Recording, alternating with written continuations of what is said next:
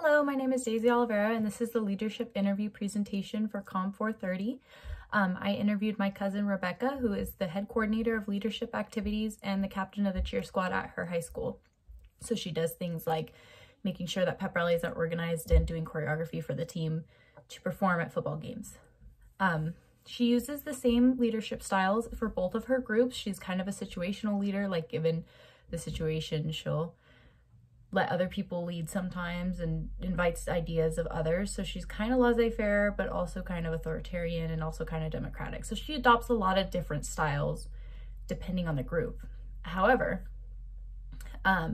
while she does use a lot of the same methods with both, such as the rewards method, like if someone volunteers a great idea, she'll usually use the idea, and then when it pans out well and stuff, she'll make them like a little gift basket, or she does things like to make sure that her followers know that they're very appreciated.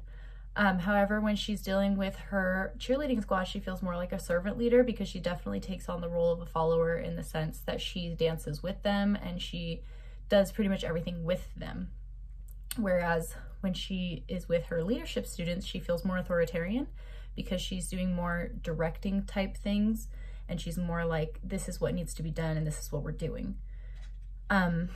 She says that for inspiration, she'll visit the Instagram pages and Facebook pages of like big Ivy League schools and their cheer squads, and she'll watch their videos to figure out what kind of choreography she wants to do, or she'll read the little articles that they post to figure out like some of the things that their teams deal with, and like if she's dealing with the same thing, she'll kind of adopt whatever solutions they had for their team. For guidance, she often goes to their staff leader for her leadership students, and she'll ask like, okay, what's our goal for this year? What does the agenda look like? What can we work on? Her experience as a cheerleader has helped her in the sense that when she's with, because she was a competitive cheerleader for years, she feels that when she's with her cheer squad, she definitely knows how to do things like direct stunts or help out when she sees that people aren't doing things correctly because she's done it for years. But it doesn't help her in the sense that she feels, in the sense that it's not a leadership role because she's never been a leader before. She's always just been a follower in this area, so she has experience, but it doesn't necessarily mean that she knows exactly how to lead those groups. So she's still learning. She says that one of her good traits is that she's a perfectionist, surprisingly. But she says that it really helps because it helps her get everything down to a T. So like the posters for her pep rallies and everything are hung perfectly, and all of their choreography is down to a T perfect. Their arms are just at the right length. Everything is exactly how it should be. And she said that that's really helpful when she's dealing with her squads and her teams. She says that her negative trait is that she's not excellent at time management. So she'll sometimes let things in her personal life, like hanging out with friends or dealing with homework that is probably best to do earlier. She has a hard time dealing with getting everything done. And sometimes she has a hard time dealing with when to schedule meetings for her squad and for her leadership students. So while this is an issue for her and she does let some things slip here and there, for the most part, she hasn't let it interfere with what she does in a long time, she says. And she says that the solution to this was that she has to write everything down. Otherwise, things will slip her mind.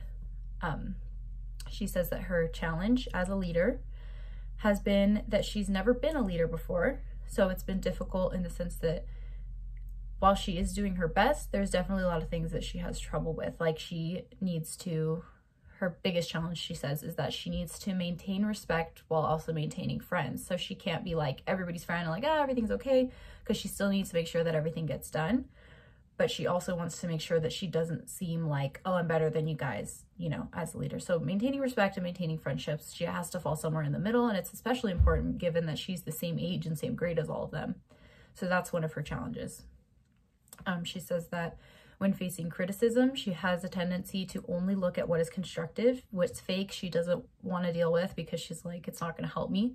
But when there is something that's a constructive criticism, she does her best to work on it in the sense that she'll take whatever it was, like, oh, I felt like your guys' choreography was a little off in the sense that the symmetry was off. So then the next time she'll make sure that they're super, super, super symmetrical. Or the same thing with her leadership group. If they feel that the pep rally wasn't as lively, she'll try to incorporate more games and more activities to get the students more involved. Rebecca claims that she doesn't wish to continue as a leader, surprisingly, because in college, she wants to just focus on college and she wants to just focus on working and getting good grades because she really wants to get out of there as soon as possible, as she says. But she does plan to finish out the rest of high school as a leader in this position.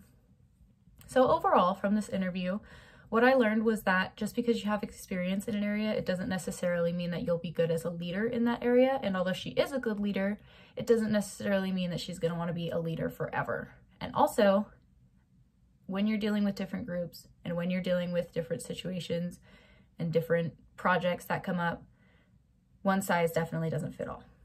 Okay, thank you. That's my presentation.